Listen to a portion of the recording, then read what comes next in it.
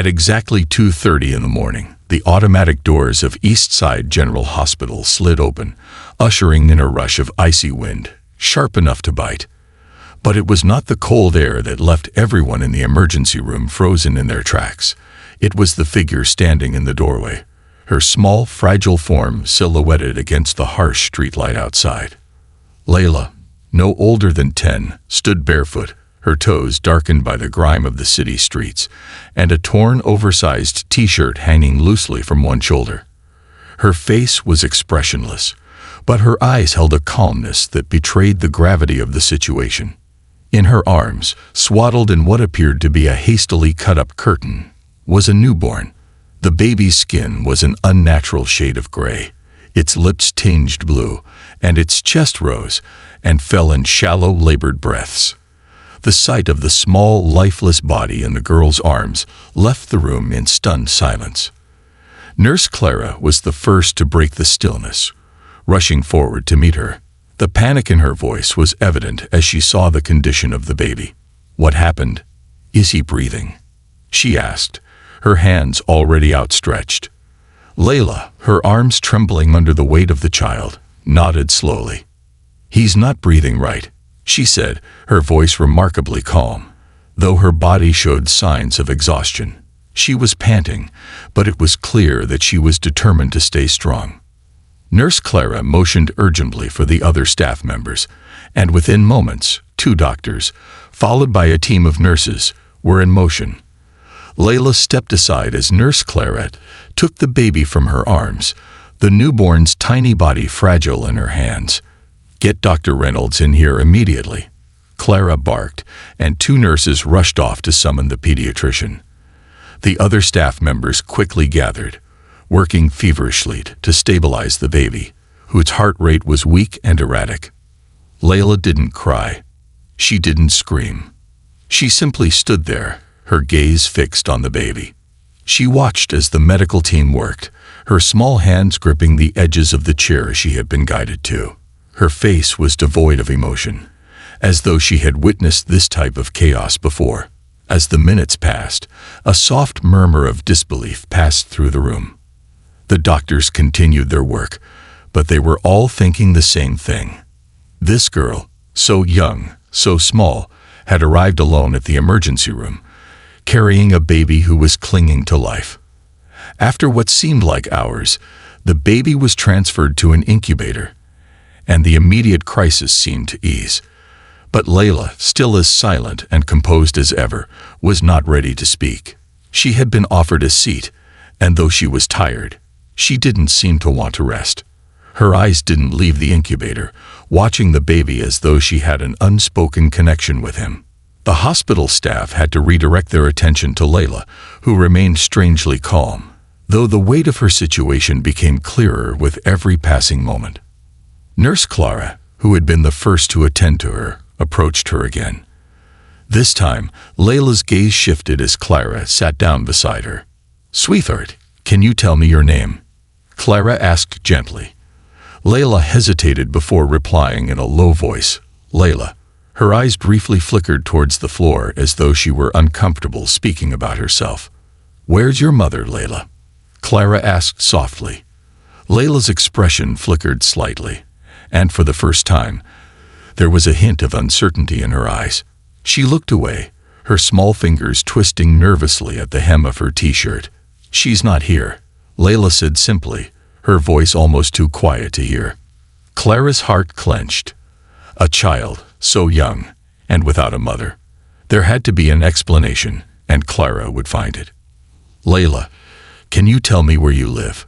she asked. The question seemed innocent enough, but it hit Layla like a punch to the gut. She took a deep breath, looking up at Clara with a mixture of sadness and uncertainty. "I don't live anywhere," she said, her words barely above a whisper. Clara tried to process this, but before she could respond, Layla spoke again, her voice barely audible. "I live with my mom. Sometimes we stay in old places." She spoke the words as if they were a matter of fact, as though she had grown accustomed to a life of instability and uncertainty. Clara's mind raced. How could a girl so young be in such a situation? She gently placed a hand on Layla's, offering comfort that the young girl may or may not have been able to fully understand. "Where did you find the baby, Layla?" Clara asked, her voice soft but filled with concern. Layla's eyes flickered towards the door, her face momentarily unreadable before she answered. "In the place we stayed. It's an old building," she said. "He came out tonight."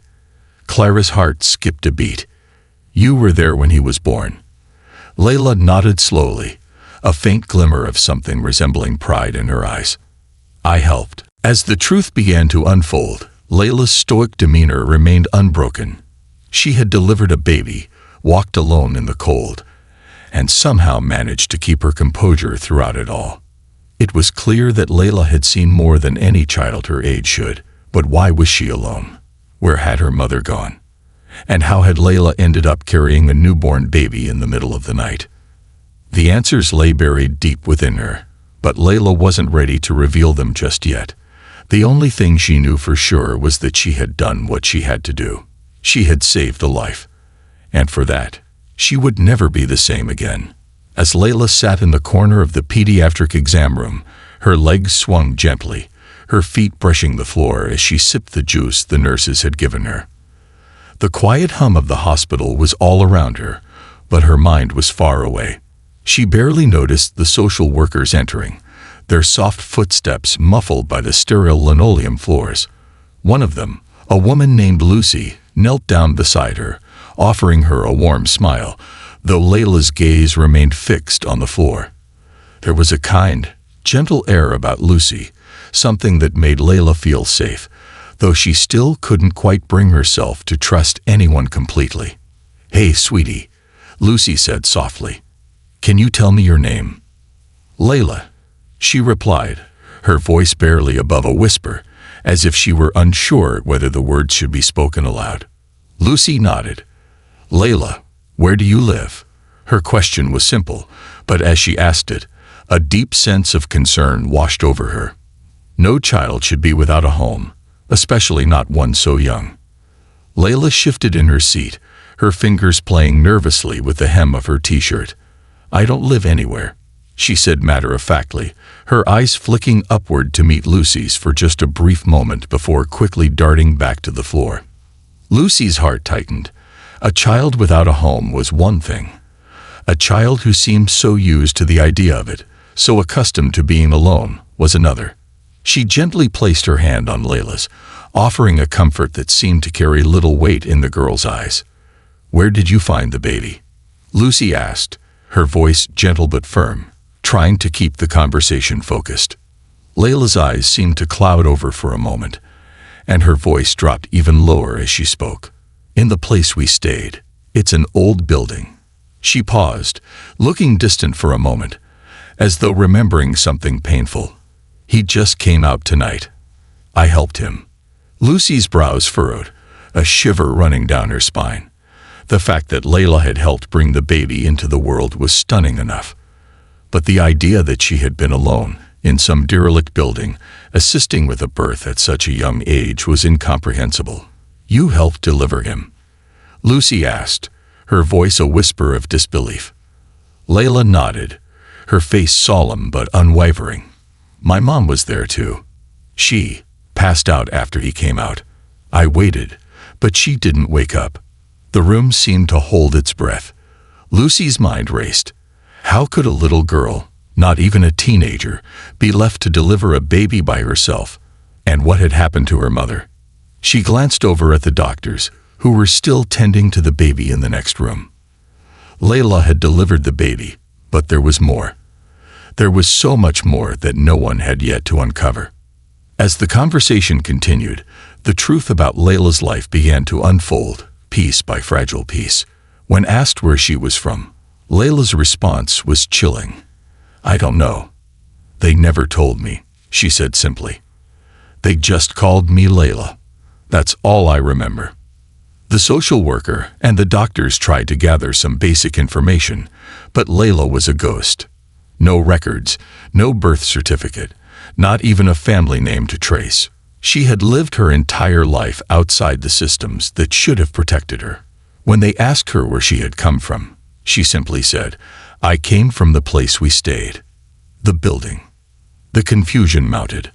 Layla wasn't just a little girl carrying a newborn. She was someone who had vanished from every system, someone who didn't exist on paper. She had no history, no past, nothing that could connect her to the world she was thrust into. It was as though Layla had been invisible, a shadow in the city's underbelly, surviving against all odds. But the most shocking part of the story was yet to come. As the authorities continued to search for answers, they finally made a breakthrough.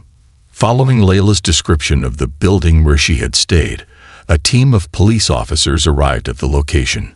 The abandoned structure was in a state of decay, with graffiti on the walls and a sense of abandonment hanging in the air. It was a place that had long been forgotten, where the city's forgotten people had sought shelter. But inside, under a loose floorboard, they'd found her mother. She was unconscious, barely breathing, her body covered in bruises and signs of severe neglect. The officers rushed her to the hospital, where she was stabilized, though doctors feared she wouldn't survive the night. Layla's mother, a woman named Samira, had been left to die in that building, alone, after childbirth. She was dehydrated, pale, and suffered from a deep tear that had gone untreated for hours. Layla, who had been sitting in the hallway, heard the sound of the stretcher as it passed by her. Her face was unreadable as she looked up, her eyes meeting her mother's for the first time in what felt like forever. "That's her," Layla whispered, barely audible. "That's my mom." Samira's recovery was slow, but it was a miracle she survived it all. Meanwhile, the baby, now named Noah by the hospital staff, was placed in an incubator and stabilized. The doctors called it a miracle that the baby had made it, that he was breathing on his own, and that Layla had been the one to save him. It was almost as if Layla, too, had been saved, not just by her quick thinking, but by the bond she shared with the baby. But there was still something missing, something no one had yet to uncover. The more Layla spoke about her life, the more questions arose. Who had left her to fend for herself all these years? Why had her mother not been there to protect her?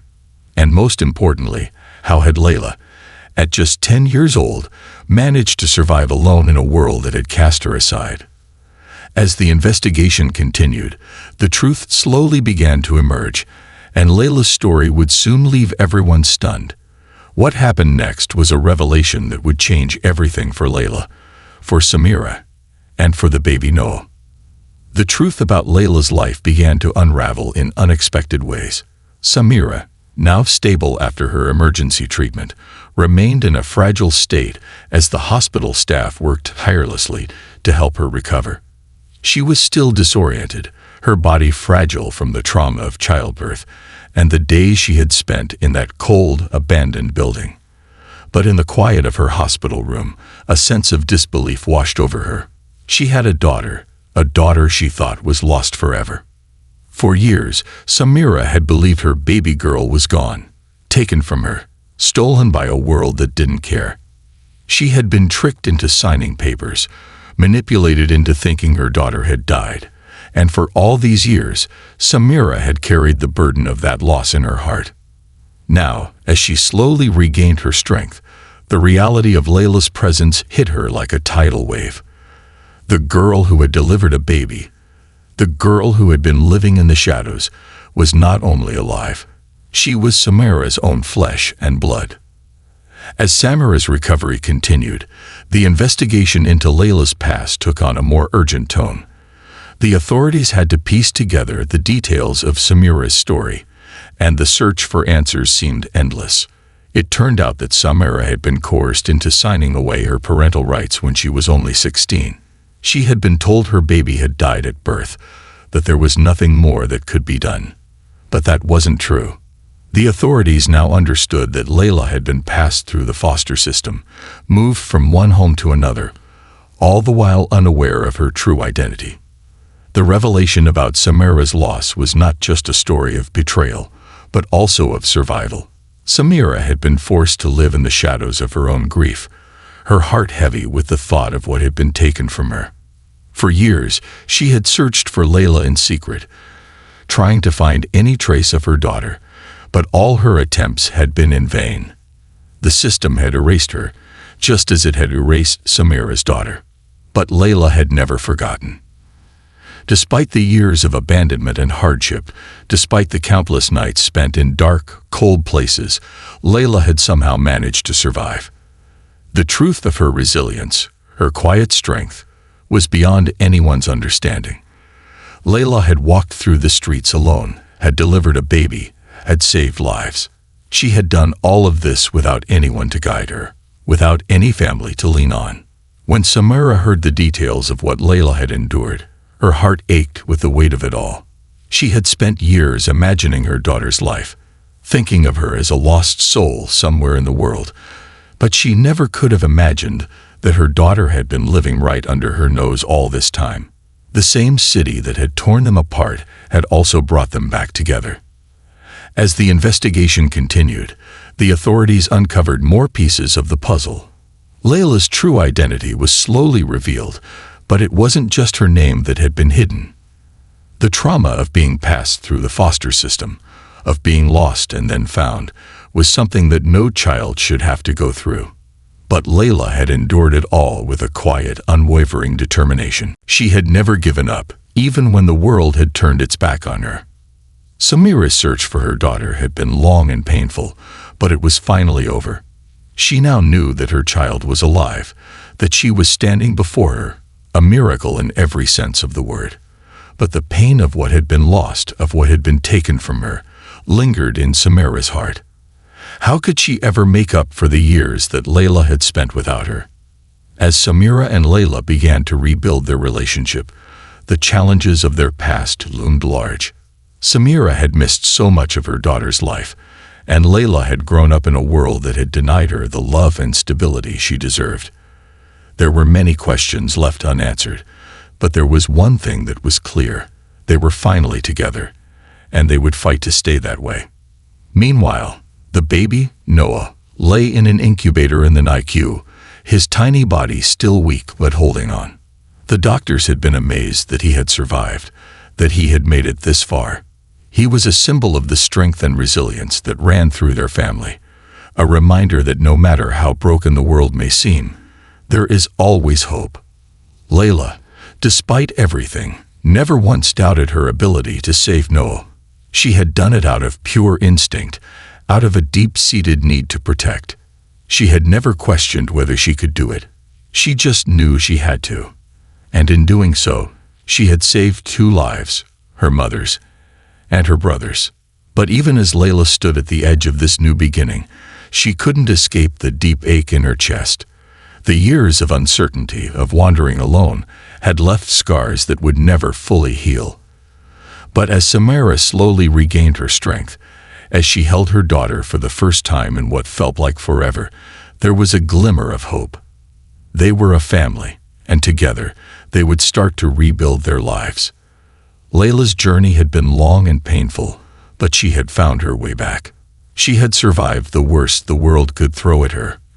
And now, for the first time in her life, she had a home. And with that home, she had a family that would never let her go again.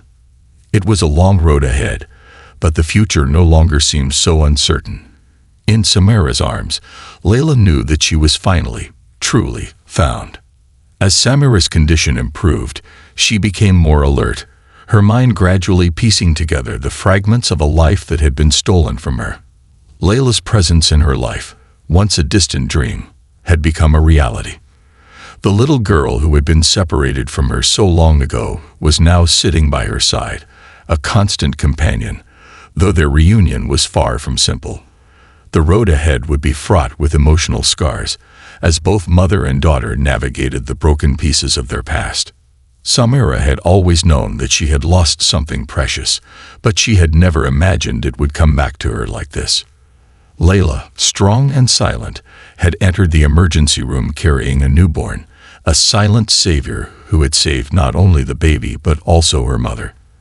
The fact that Layla had been out there, surviving on her own, without a home, without a family, was both heartbreaking and inspiring.